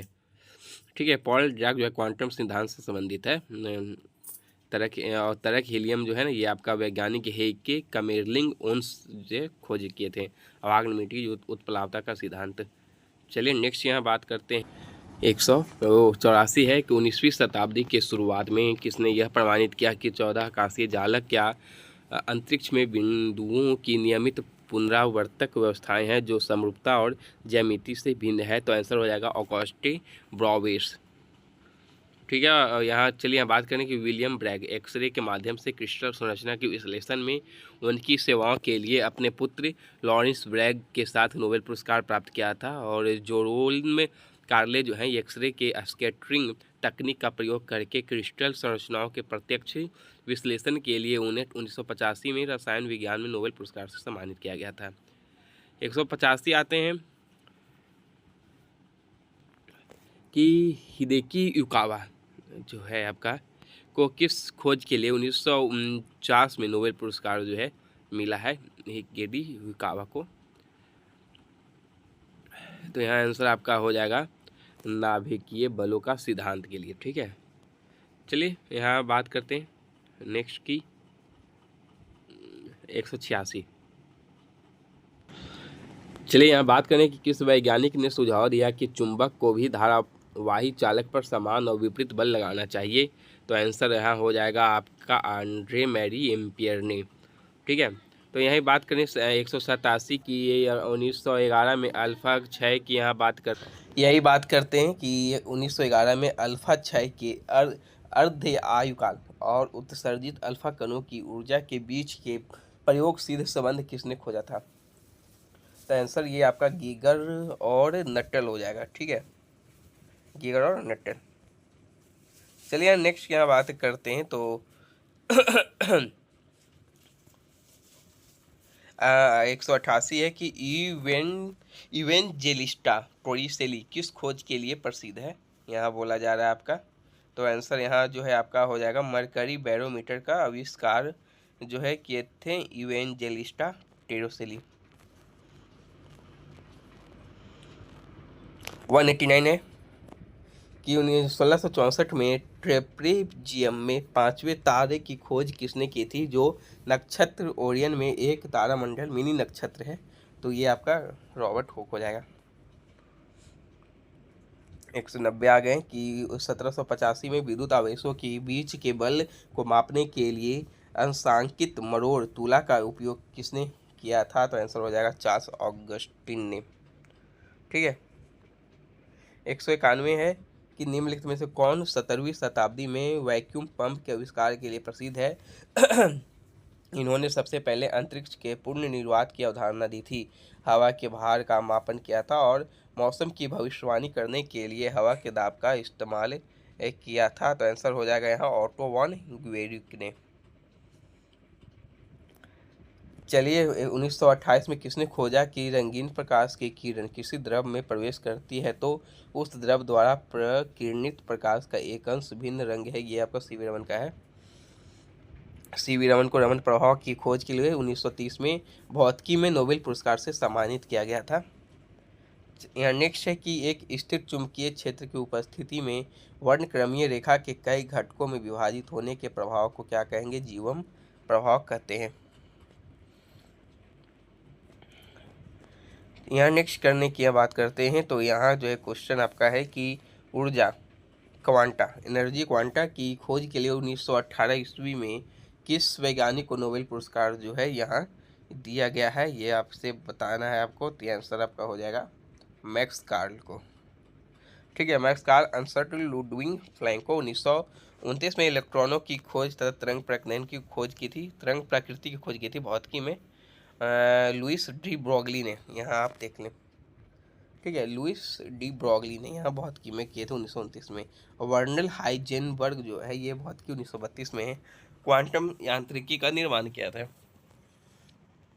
अति चालकता की खोज जो है किसके द्वारा की गई थी, जिन्होंने 1911 में भौतिकी के लिए भी नोबेल पुरस्कार मिला, तो है कि कामेलिन ओंस को।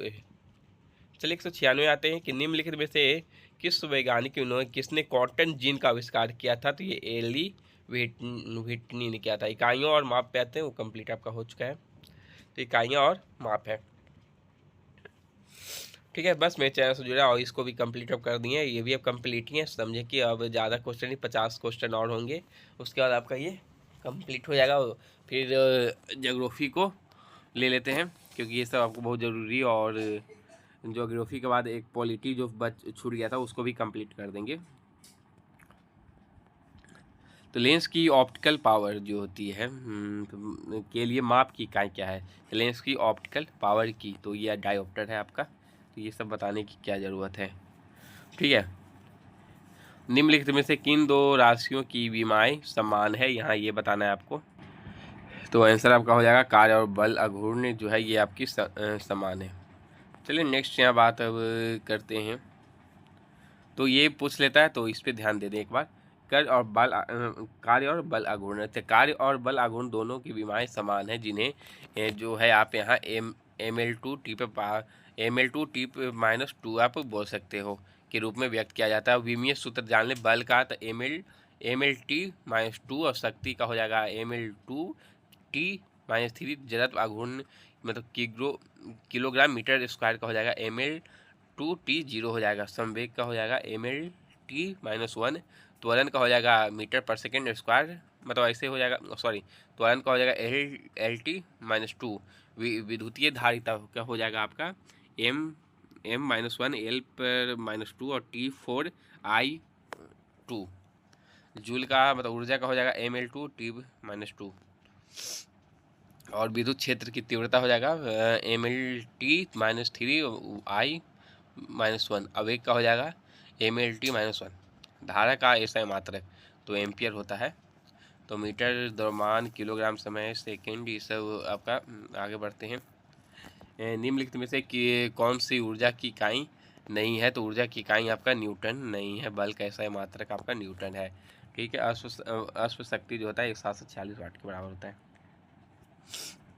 वर्षा का सबसे आम मापन एक निश्चित अवधि के दौरान कुल वर्षा गहराई, तो ये आपका जो है मिलीमीटर से मापी जाती है। और वही चलिए नेक्स्ट यहाँ बात करते हैं 202 क्या बोल रहा है यहाँ कि निम्नलिखित में से कौन सा कथन सही नहीं है, तो प्रकाश वर्ष दूरी का सही है, प्रकाश वर्ष 1 वर्ष में ये भी सही है, समय का तो नहीं है, ये कहाँ से हो जाएगा, अभी इकाई दूरी का है, तो यही आपका सी आंसर गलत हो जाएगा। चलिए 203 है, 202, हाँ 203 पे आ गए कि वर्नियर कैलिपर के संदर्भ में आंतरिक जबड़े जौ का उपयोग निम्नलिखित में से मापन के लिए किसके मापन के लिए किया जाता है, तो एक खोखले, बेलन और पाइप का आंतरिक व्यास के मापन के लिए किया जाता है।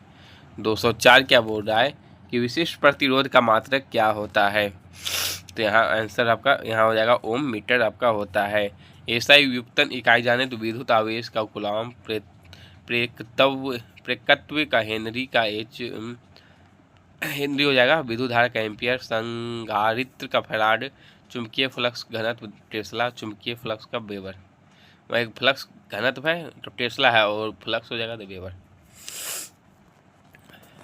नेक्स्ट 1960 में लंबाई के मानक माप को परिभाषित करने के लिए किस समस्थानिक का उपयोग किया जाता है, तो क्रिप्टॉन 86 का उपयोग किया जाता है। चलिए 206 में है, निम्नलिखित में से कौन सा कथन प्रकाश वर्ष के संदर्भ में सत्य है, ये आपको यहाँ बताना है। तो ऑप्शन इतने सारे हैं, तो कौन सत्य है देखते हैं। प्रकाश दूरी ये तो सही है, प्रकाश समय का नहीं, तो उसके पहले हुआ प्रकाश वर्ष की तीव्रता माप, प्रकाश वर्ष वह दूरी है जो प्रकाश पृथ्वी की तय करता है, हाँ तो 1-3 आपका यहाँ सही हो जाएगा। भी आंसर। चलिए नेक्स्ट यहाँ आप करते हैं बात।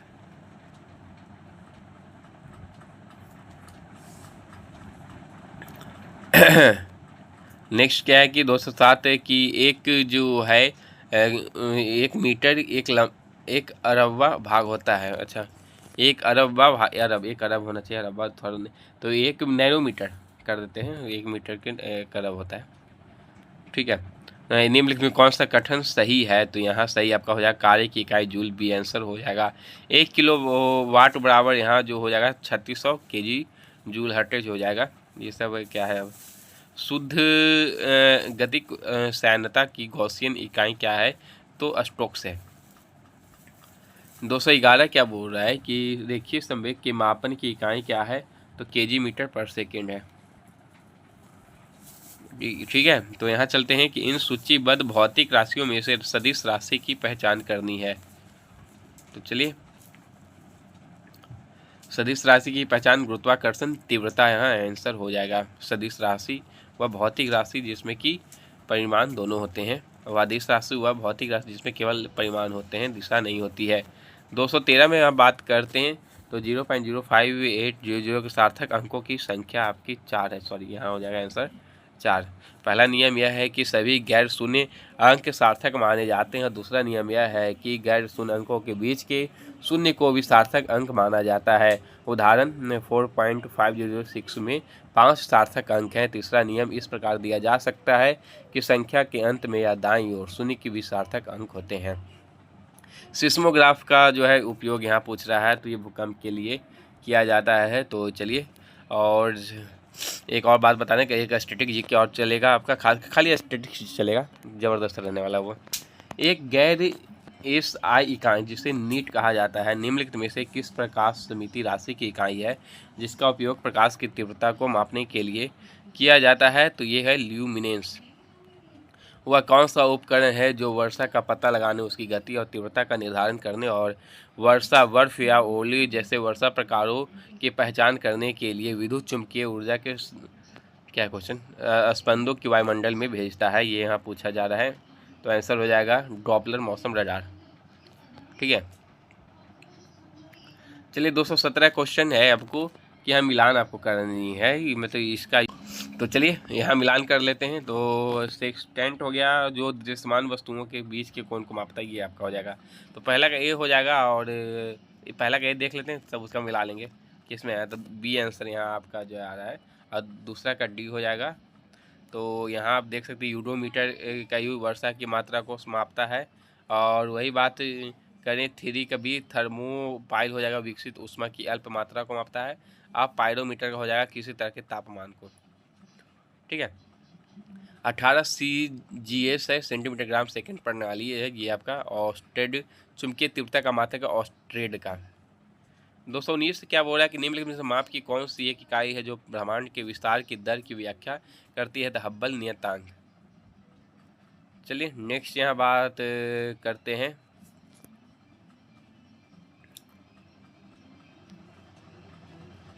दो 220 कि विद्युत ऊर्जा की वाणिज्यिक इकाई क्या है? तो आंसर हो जाएगा किलोवाट घंटा है। 221 पे आते हैं कि किस मापने के उपकरण में 3 पैरों पर समर्थित एक धातु त्रिकोणीय फ्रेम होता है जिसका उपयोग लेंस और गोलीय दर्पण जैसे किसी वस्तु की वक्रता त्रिज्या को मापने के लिए किया जाता है जो आकार में गोलाकार होते हैं? तो हो जाएगा स्फेरोमीटर। चलिए 222 है कि दिए गए में समीकरण में केवी में परिभाषित आपको ये सब करना है। तो इस सब जानने की ज़्यादा ज़रूरी नहीं है, जल्दी कंप्लीट करते हैं, फिजिक्स ज़्यादा आता नहीं है इस सीरीज में। ठीक है, निम्नलिखित में से कौन सी भौतिक राशि व्यंजक चाप त्रिज्या के लिए है? तो समतल कोण है। विकल्पों में यहाँ जो बोल रहा है कि तुलना सबसे बड़ा कौन है, यहाँ आपको जो है बता रहा है कि सबसे बड़ा कौन है। तो गीगा है, हेक्टा है, क्या है इसमें है? तो टेरा आपका सबसे बड़ा हो जाएगा, टीबी भी बोल सकते हो, टेरा, नैनो। ठीक है, तो टेरा का हो जाएगा 10⁻12। हेक्टा का अर्थ है 100, मतलब 10⁻2। डेका का अर्थ है 10। ठीक है, 10/1। गीगा का अर्थ है 10⁻9। इलेक्ट्रॉन वोल्ट इकाई यहाँ पूछ रही है, तो आपका ऊर्जा कहाँ गया? ठीक, अब है अश्वेड वर्ग यूनिट किसकी है? तो ये समय की है। समय कहाँ है ज़्यादा। अब क्या करना है, कंप्लीट करते हैं। ऐसा पद्धति में 10 पे पावर 15 में क्या कहते हैं? तो ये फेमटो हो जाएगा। ये सब आसान है अभी, ठीक है। तो इसको देख लेते हैं। फेमटो हो गया। अन्य एसआई का जैसे जेप्टो का 10 पे पावर 21, सेटो का 18, योक्टो का 10 पे पावर 24 है, पिको का 12 है, ठीक है। चलिए, एमएचओ पदार्थ की क्या है? तो ये आपकी चालकता है। और यही बात करें, 1 कैलोरी ऊष्मा ऊर्जा लगभग कितनी जूल यांत्रिक ऊर्जा के बराबर होती है? 4.2 जूल के बराबर होती है। 30 डिग्री सेल्सियस केल्विन को करना है तो 30 डिग्री सेल्सियस केल्विन 303 यहाँ हो जाएगा, और 0 डिग्री सेल्सियस में 273.15 डिग्री होता है। ये सब दे रहा है केल्विन का, तो ये सब है। चलिए नेक्स्ट यहाँ बात अब करते हैं विविध, मतलब अब कंप्लीट होने वाला है, ज़्यादा क्वेश्चन नहीं है तो आप देख सकते हैं। तो 237 47 तक शायद हम देखे थे, याद कंफर्म नहीं है कि कंफर्म फिर भी हो जाते हैं।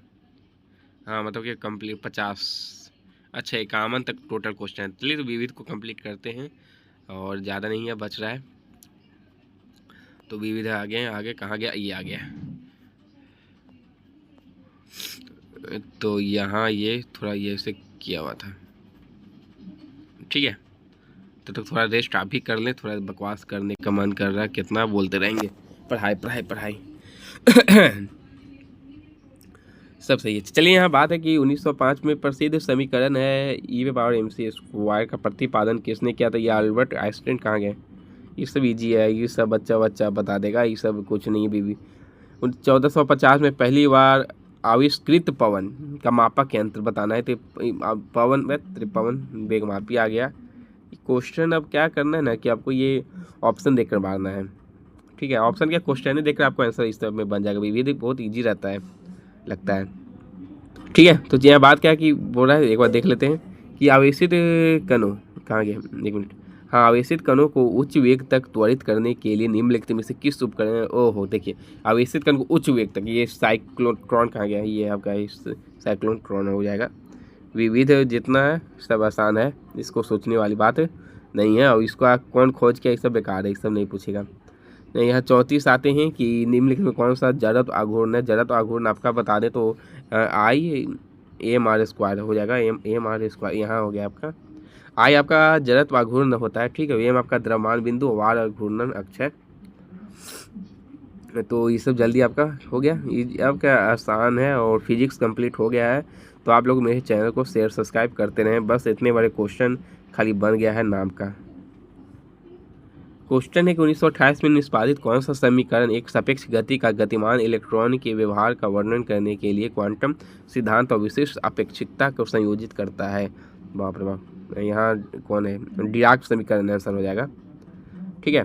चलिए 36 पे आते हैं कि माइक्रोवेव आवृत्ति संकेतों को दोलन और प्रवर्धित करने के लिए उपयोग की जाने वाली ताप यानी इलेक्ट्रॉन नली का नाम यहाँ क्या है? तो आंसर हो जाएगा क्लाइस्ट्रॉन है नाम, ठीक है। ज्यामिति, लंबाई और चुंबकीय सब मैथ, ये सब पे ज़्यादा नहीं ध्यान देना है, फिजिक्स में आएगा भी नहीं।